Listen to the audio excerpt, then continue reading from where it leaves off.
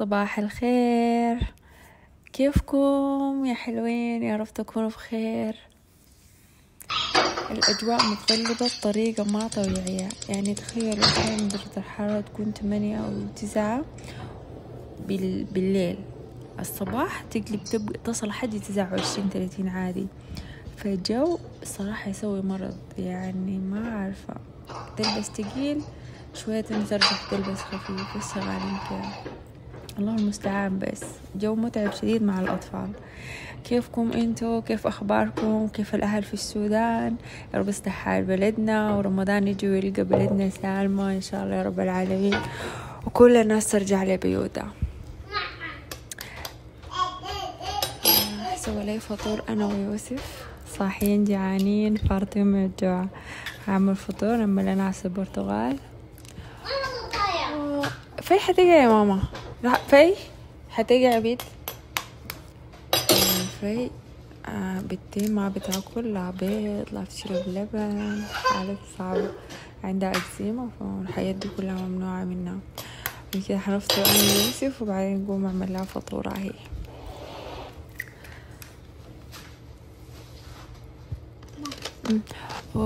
بس لحظة يا ماما، لحظة بس. قبل ما أنسى، مع لخمة يوسف جد أنا حابة أرحب بكل المشتركين الجداد في القناة وأقول لهم نورتوني. وصراحة تعليقاتكم يعني الواحد تكون جديدة، يعني دوب شافت القناة واشتركت فيها وتدي تعليق حلو. يا جماعة تعليقاتكم إيجابية وحلوة جدا، تدي كده طاقة لأنه الواحد يصور، يعني يرجع يعمل فيديوهات ويصور ما أعرف. فبجد شكرا يا جماعة، شكرا شكرا شكرا شكرا شكرا.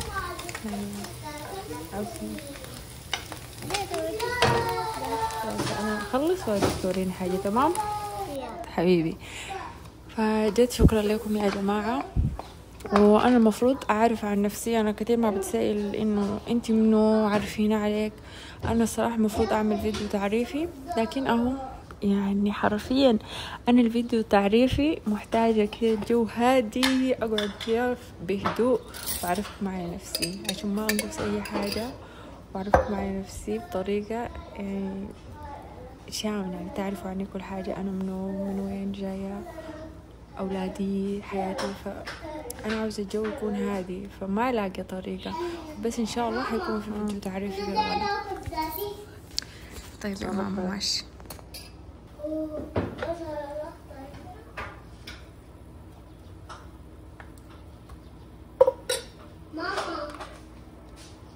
ماما انت خدتيها هناك وانا طلعتها من المحل ده.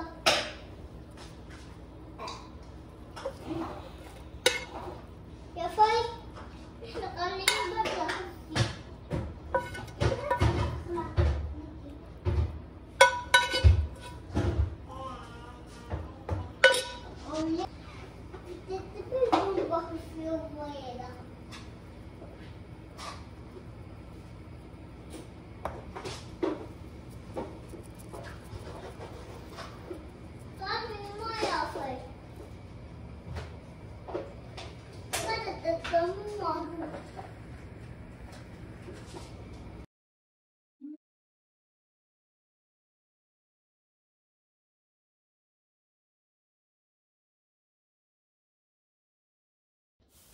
وانا الايام دي بما انه رمضان قرب، فبديت اوقف قهوة شوية شوية، يعني ما بشربها زي ما كنت بشربها كتير في اليوم كذا مرة.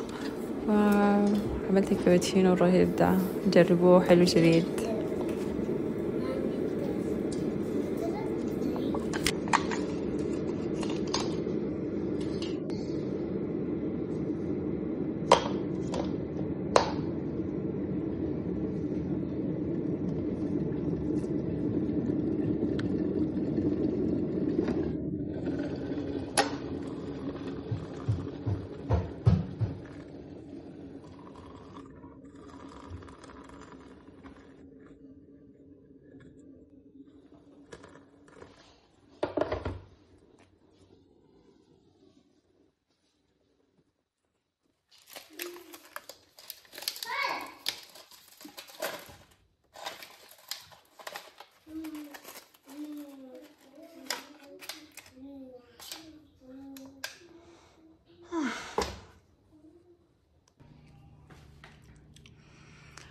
شوفوا يا بنات، الخلطة بتاعتي بتاعت الترطيب خلصت، فقلت خلاص أنا بما إني هعمل لوحدة هقوم أشارككم ليها.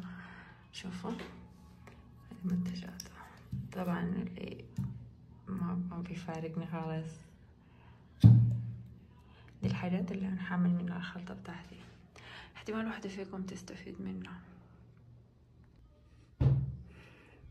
قبل ما أبدأ أعمل الخلطة بقول لكم إنه انتي قبل ما تجيبي كريم ترطيبك شوفي بشرتك محتاجة شنو، الحاجات اللي بشرتك محتاجة شنو بتلقيها في أي كريم. حتجيبي كريماتك حتعملي منها الخلطة.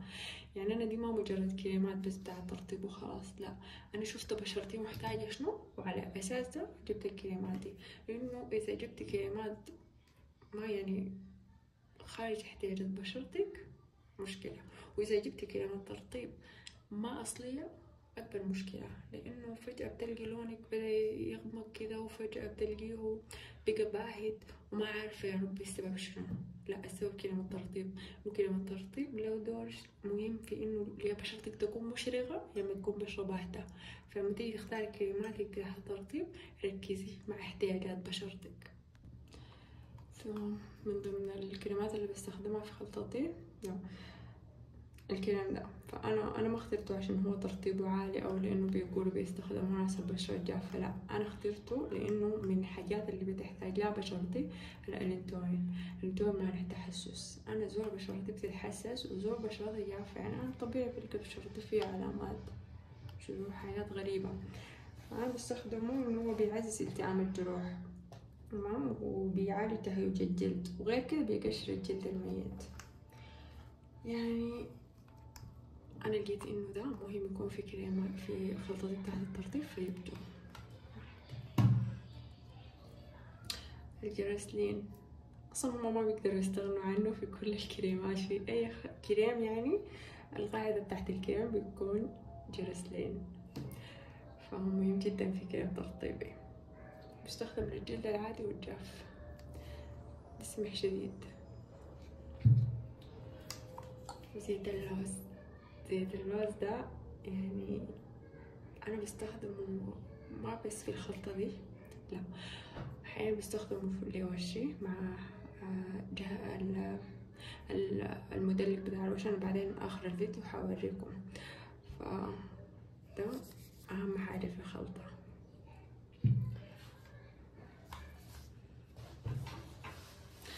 واحد اللون بودي لوشن ده يعني هو ما مرطب، ما كريم ترطيب، ده يعني أهم حاجة بدي إشراقة كده للبشرة خرافية، وإحساسه ما دهني. يعني أنا لما أتمسح بيه مع إني أنا محتاجة إنه يكون الكريم بتاعي دهني، لا، لكن ده إحساسه مريح في الخلط، يعني بيخفف لي شوية من الحاجات اللي أنا ضايفها دي، زي زبدة الشيا منها قوية. فاللوشن ده أهم حاجة فيه خلتني إنه أجيبه، إنه أنا عارفة إنه بشرتي محتاجة نايسيناميد، فيتامين بي 3، بشرتي محتاجة فيتامين بي 3 مهم شديد للبشرة. إنه أول ما تخش تحصل مرحلة 25 عندي في فيتامينات مهمة لازم تركزي إنك تشتري كريمات يكون فيها موجود فيها سيريتينول برضو، لأنه فيتامين بي 3 بيحفز خلايا الجلد وبيوحد لون البشرة وبيعالج البشرة من أضرار الشمس. يعني انت لو زول بتطلعي الصباح استخدميه يعني من غير ما تضيفي له أي حاجة، من غير ما تعملي معاه خلطة، إنه في كريمات ما ينفع تطلعي بها في الشمس. فده شوفي مع فيتامين بي 3 نايسيناميد، ده الفيتامين ده مهم شديد للبشرة. فركزي دايما في الحاجة دي انك تشتري كريمات فيها فيتامينات بشرتك محتاجة.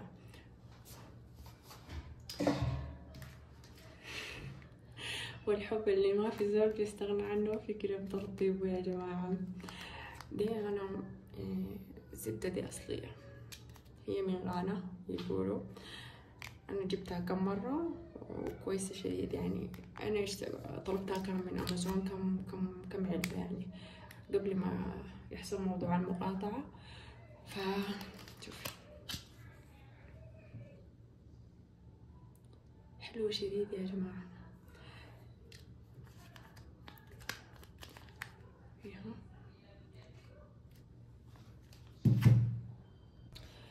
واللي ما عارفين فوائد زبدة الشيا، هي فيها مجموعة من الأحماض الدهنية الأساسية اللي بتحتاج لها البشرة، وغير كذا هي مصدر غني لفيتامينات كتيرة بتحافظ على مرونة الجلد. يعني الجلد مش بس بترطب، بتخلي الجلد مرن كده ولين.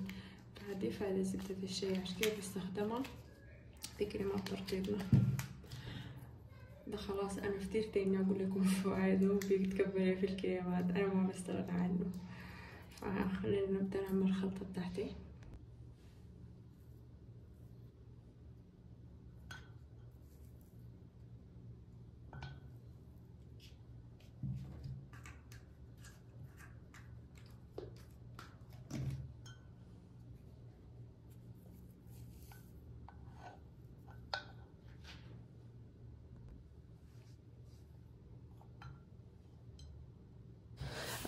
دي زبدة الشيا بعد ما سيحتها، هضيف عليها باقي الكريمات والزيوت، وحاولي اضربيها بمضرب. يعني الكريمات مع بعض كلها زبدة الشيا اضربيها بمضرب او اضربيها كتير، يعني حركيها كتير مع بعض عشان ما يفصل الكريم بعدين. فبس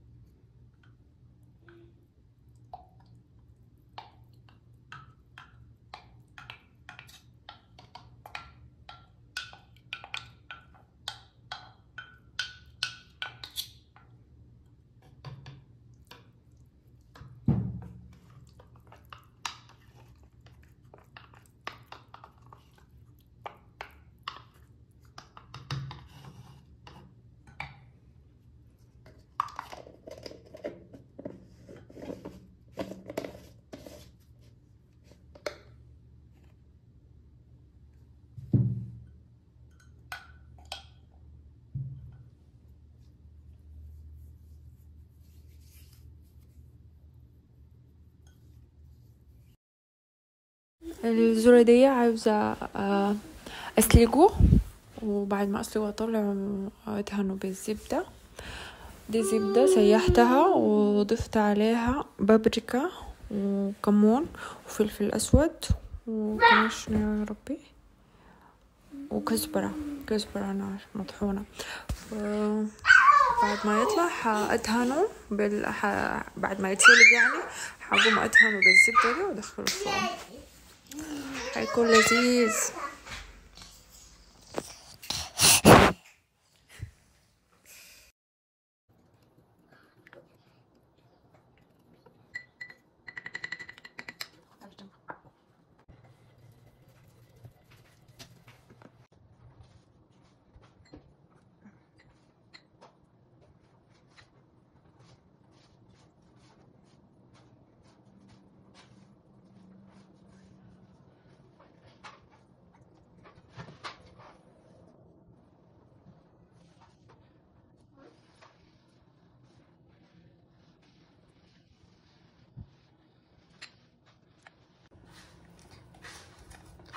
يا بنات حادخله الفرن.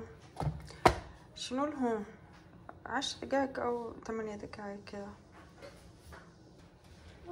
ايوه عملت صوص، عبارة عملت مع الصوصات. طيب جيبها خلطهم مع بعض. صوص رانش، جبنة، شطة،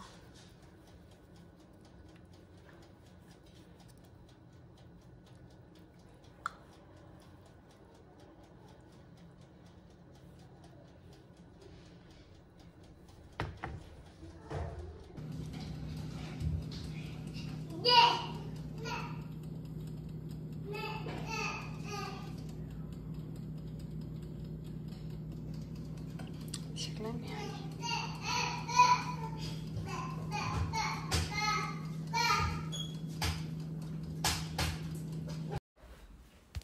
ويوم نكون قاعدين في البيت ما عندنا طلعة بنجهز قاعدة في السطح. وعملت لون الذرة ده وعملت معاه حلا وعملت كيك لذيذ يحب يوسف طلبه طلب خاص. وجهزت النوت تحتي عشان عاوزة أبدأ خلاص أجهز لرمضان. اللهم بلغنا رمضان، تامين لامين وسالمين يا رب العالمين. وعاوزة أبدأ أجهز له، فحابدأ من المطبخ يعني، وحأكتب الحاجات المهمة وأنا نازلة يعني. حجيب أهم الحاجات المهمة أول، بعدين أجيب لحد ما أخلص المطبخ كله. أساسا باقي البيت ما حيكون محتاج كتير. وكمان عاوزة أبدأ المفرزنات وأجهز كده واستقبل الشهر الكريم ده بروح حلوة، ويعني أكون جاهزة اليوم. وأخيرا طلبنا عشاء وحتعشى وحقعد كده ومنتج الفيديو ده عشان ينزل لكم بكرة الخميس وما يتأخر زي باقي الفيديوهات. وحشوف المسلسل بتاعي. وبكده نكون وصلنا لنهاية الفيديو. ما تنسوا لايك. مع السلامة.